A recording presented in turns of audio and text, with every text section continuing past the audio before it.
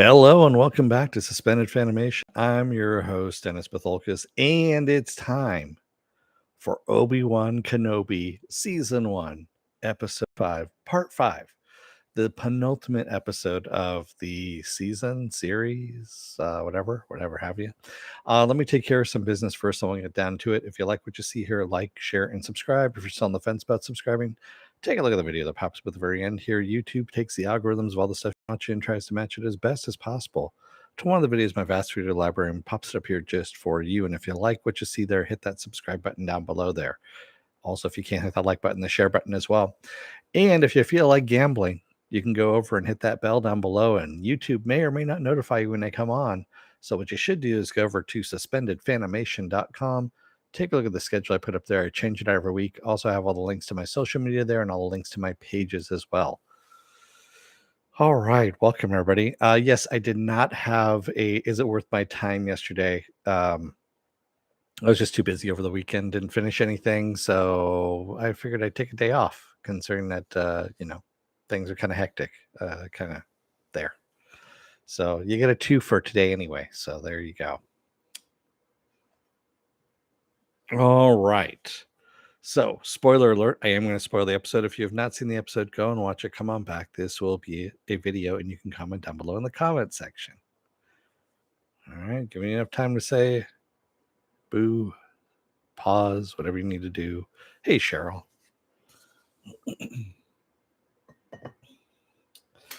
So, before I get started, you'll probably notice a difference in this whole episode.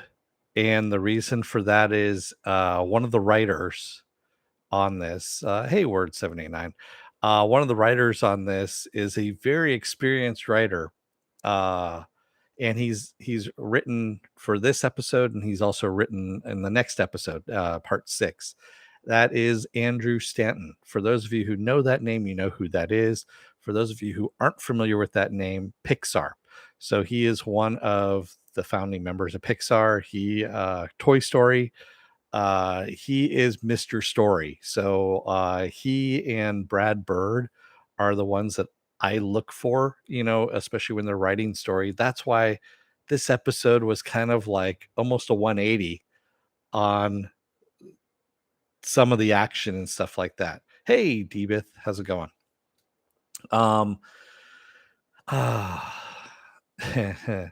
So this episode, and I think the next episode, are going to be pretty good. So mainly because of Andrew Stanton coming in, and I'm wondering if they brought him in specifically to fix story or what was going on. But anyway, story was not the problem in this.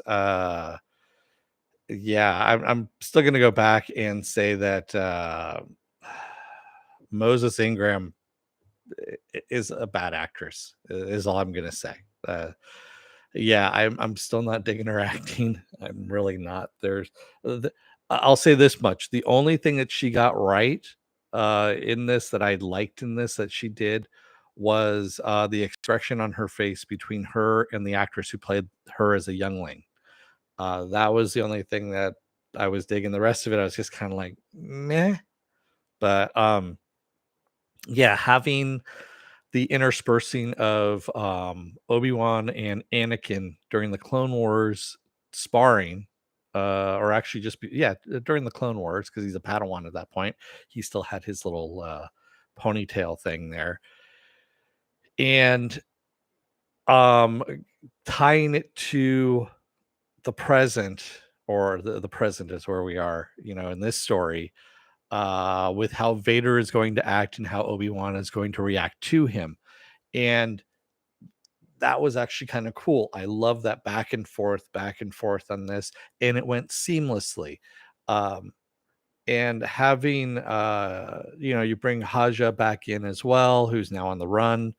You get to see that Lola, is now evil, well, because of a restraining bolt, and is doing Reva's bidding. And then we also find out that Reva, being part of Order 66 and the youngling culling by Anakin from the Jedi Temple, and she was there.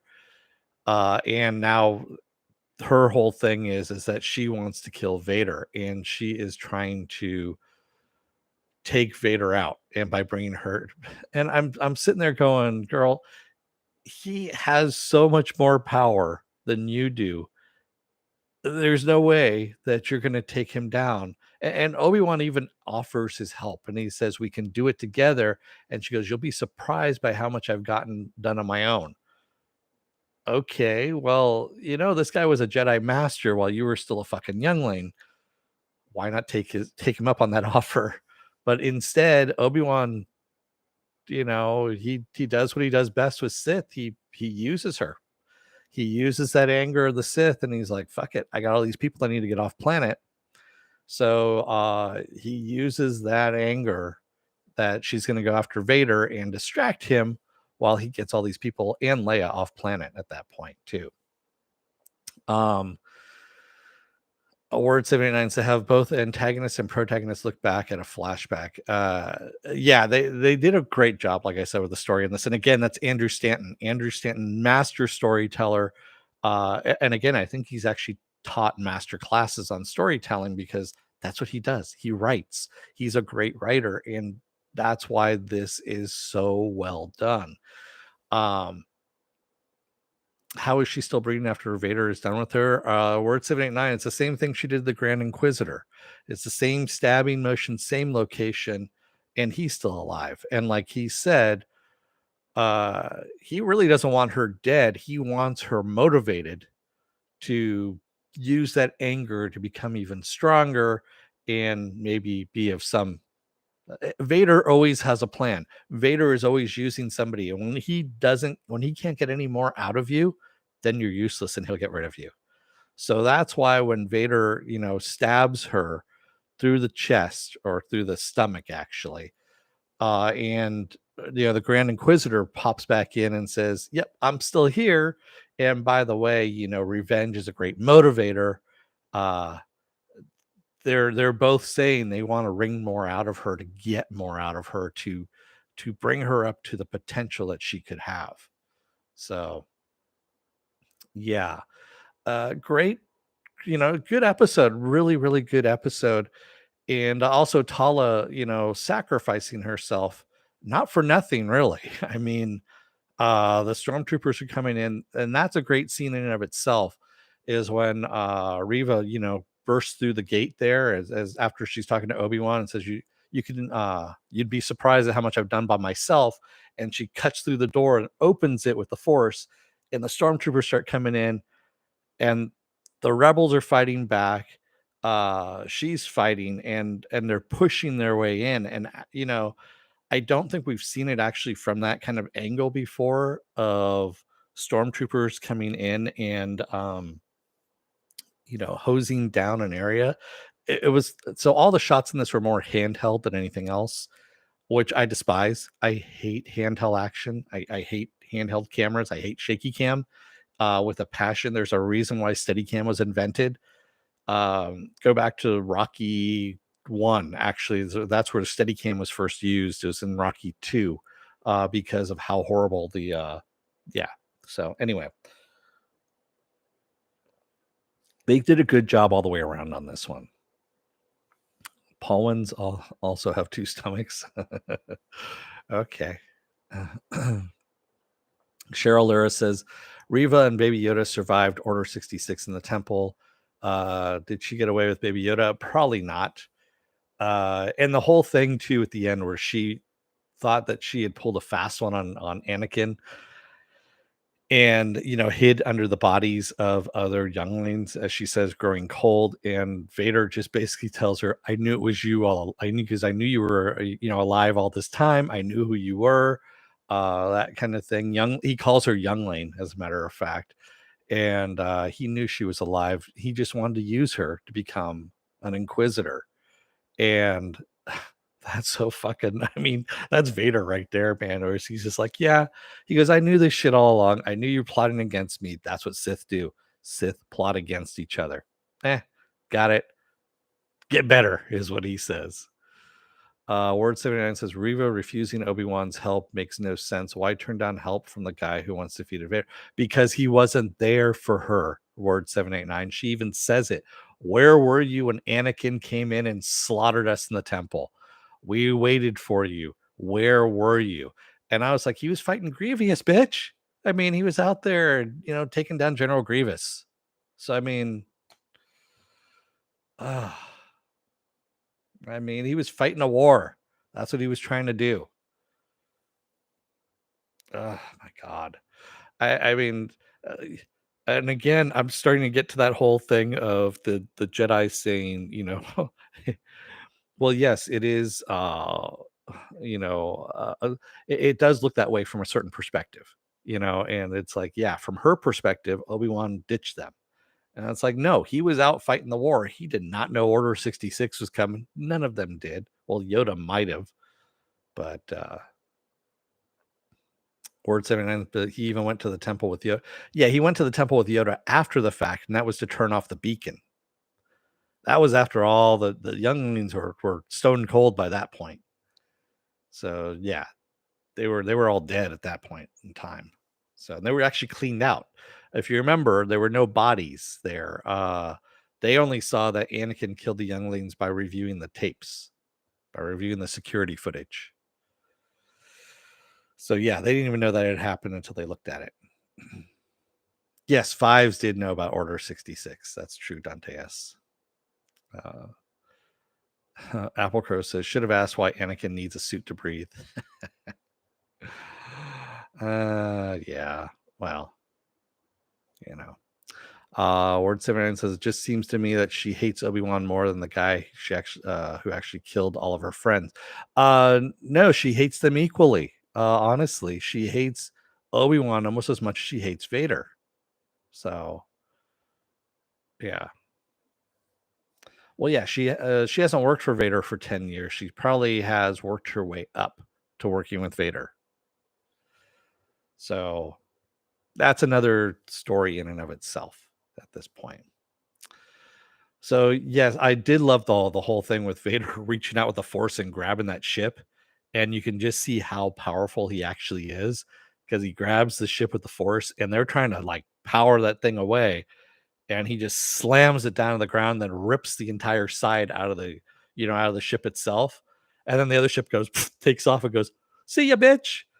And I thought that was actually kind of funny because Vader kind of looks up for a second, like, "God damn them."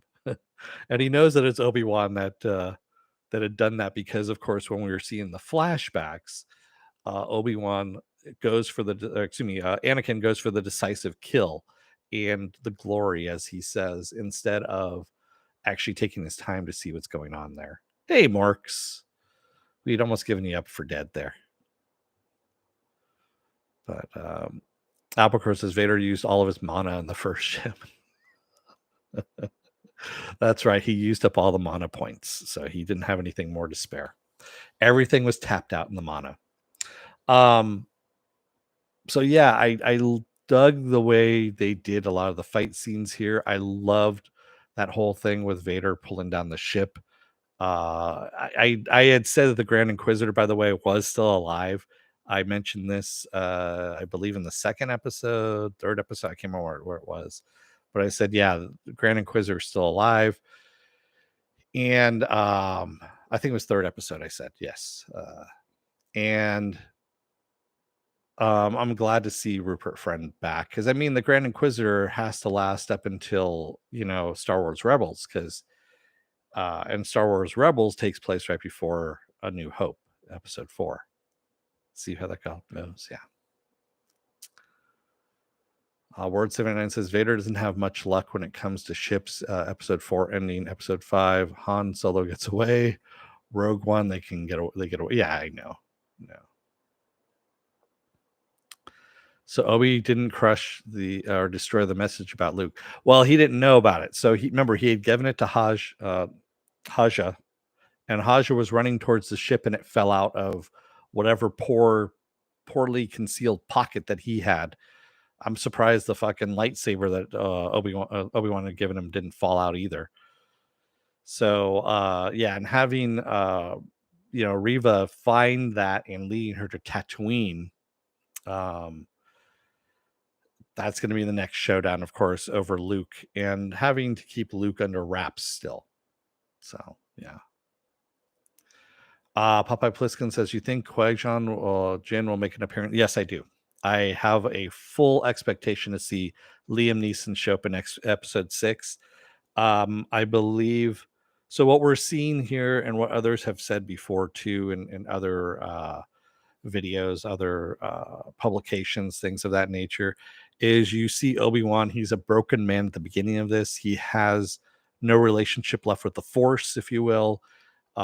He's, for all in defense, in all intents and purposes, he is a dead man. He is defeated, and he has no way of, even though he's trying to contact Qui-Gon, he can't contact him because he is blocked in the Force.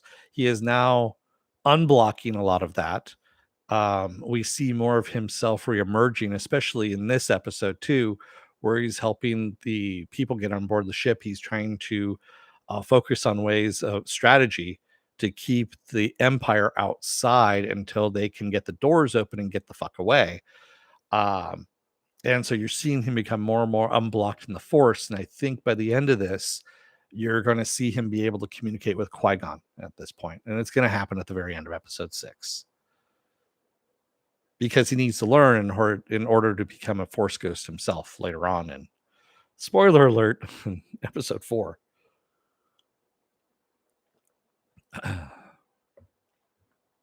Word 79 says, I like it when the Inquisitor roasts for you. Yeah, I know.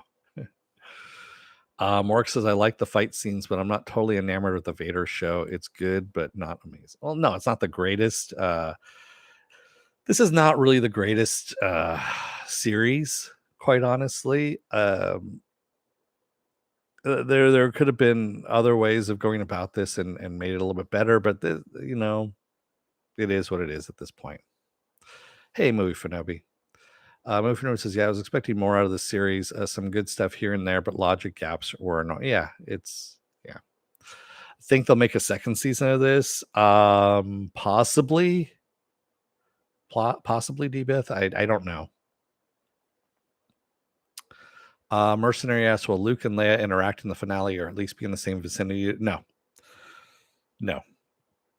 I think maybe she might see him at a distance, but that's about it. But yeah, they're not going to be, no. I didn't think the fighting, well, I take that back. So third sister Reva's fighting is very stiff, and that is, they really need to work a bit more. I did like the fact that her trying to take on Vader, and Vader just does not pull out a lightsaber. He doesn't pull out his lightsaber at all.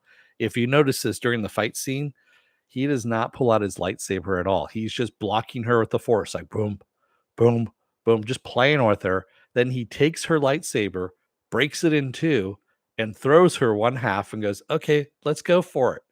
And then he takes it back from her and plunges it through her stomach. So, I mean, that right there shows you that is the baddest motherfucker in the room. And you don't want to take him on alone, especially when you don't have anywhere near the power that he has.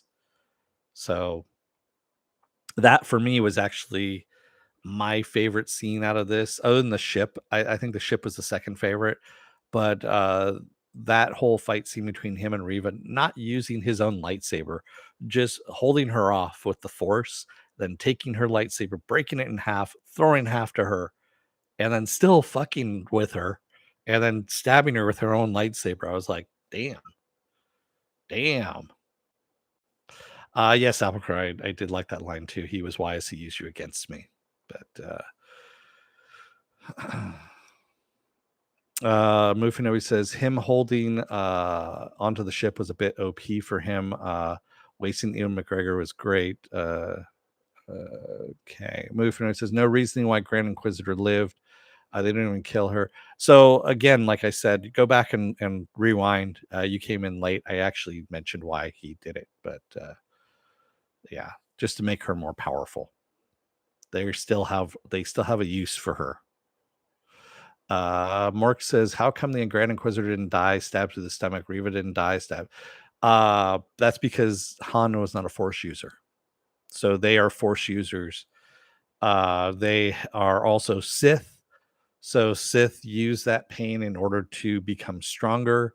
They also will fight through it. It's the same reason why Darth Maul survived being cut in half and dropped down a fucking shaft, is because he was Sith. He used that rage, he used that anger to make himself more powerful, to use the Force in order to keep himself alive long enough to get some repairs. Yes, Qui-Gon got stabbed through the chest, though. He got stabbed up a little higher there. So, Dante S says, I said this before, but it feels like a fan made short, quality wise, even ROS graphics. Yeah, it's not the best one. Dante S, I agree with you. It's not the best series. Um, and again, it's the early on writing, I think, is what it was. I think if we had Andrew Stanton from the beginning of the writing, it would have been so much better. That's the reason why this episode, while I'm on it, for this long, instead of kind of just, going 10 minutes and going, yep, it's done, because the writing was better in this one, mainly because of Andrew Stanton. Mercenary says, let's just call this series what it really is, the goddamn Darth Vader show. It really isn't the Darth Vader show, because, I mean, we haven't had a lot of him in it. This is Obi-Wan redeeming himself and getting back in touch with the Force. Yeah. Mark says, remember that it was made while COVID. Maybe that had to do in terms of, I don't know about that, Marks. There was a lot of stuff that was made during COVID that, I mean, look at Doctor Strange and the Multiverse of Madness. That was also done during COVID, and that came out good.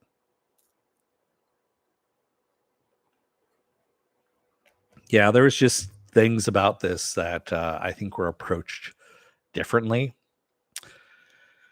And yeah, and I still don't believe little Leia is 10 years old. She still looks like she's 4 or 5. Every time they say she's 10, and I'm like, really? Really? That's a really underdeveloped 10-year-old. She looks like she's 4 or 5. But all right, cool. So, what makes you laugh? Word 789.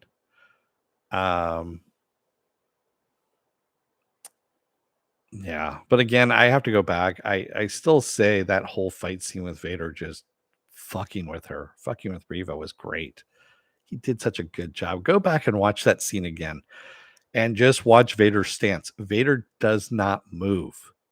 He really doesn't. He maybe takes a step here or there, but he really doesn't move, other than he just turns in a circle. That's all he does the entire time. He just fucking pushes her back every time. And then he takes her lightsaber from her when she comes in and breaks it in half. I'm like, damn, that's actually pretty good. Yeah, he pivots. That's it. That's all he does. He doesn't do anything else. Applecrust, I kind of feel like if you have too much Vader, he loses his imposing nature. Really does that need to be? I thought this was actually well done. I still, for me, this actually made Vader more of a badass in my eyes than other stuff has. Word 79 says the way the Inquisitor is so nonchalantly killed and comes back out of nowhere. Yeah, I mean, yeah. Applecross says, Dennis, would you say that the circle is now complete in that fight?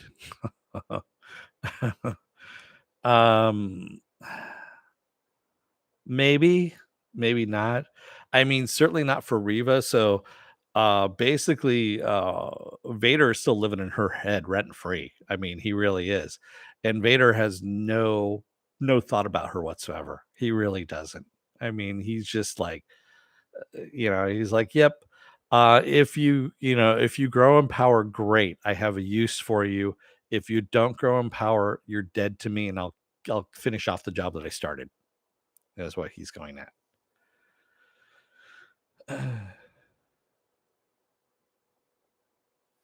Yeah. Oh, in the pivoting, I don't know if the circle was complete in that respect, Apple Crow.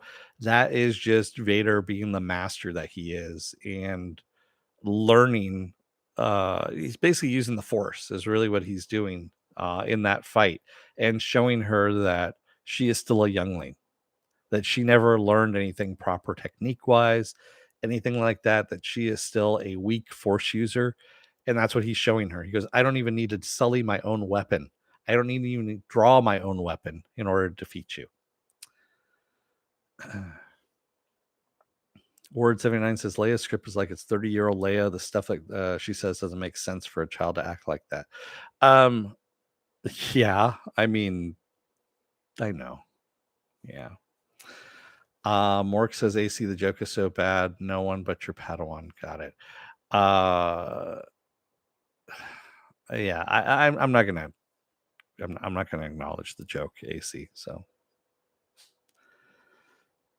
yes. Anyway, with that said, I'm gonna let you guys go at least for a little while here, for about half an hour, because after this, I'm gonna do the Miss Marvel series, episode 2 of Miss Marvel is coming your way, and so we're going to do that way. So what else do I have going on for the rest of this week? Well, like I said, in about half an hour is going to be Miss Marvel. Tomorrow, Thursday, I'm going to be off. Friday is going to be The Boys. That's right, The Boys, episode 5 of The Boys. Saturday, I'm going to be off. Sunday is going to be another Sunday edition of Saturday Morning Blast Off, where I take the genre news of the weekend, or genre stuff you guys want to talk about, and we talk about it. Monday, I'll be off, and Tuesday may or may not be another episode of Is It Worth My Time? I don't know if I'm doing anything as of yet, but we'll take a look at it at this point. And then we'll end up having, of course, the double header of Obi-Wan Kenobi, which is the season finale of Obi-Wan Kenobi, and then, of course, Miss Marvel again. Dante says, I just looked it up. Baby Leia actress was born in 2012, which means when they shot this, she was not 10, but still, I mean, come on. Yeah. What else do we have here? Yeah, I've been watching the Orville Apple Crow. I saw they redid the whole Geordie LaForge turns into a salamander episode. So I kind of laughed at that. Only instead of salamanders, they did tarantulas or spiders or something like that. Dude, let's just face it, the Orville sucks balls. It's like the shittiest version of Star Trek.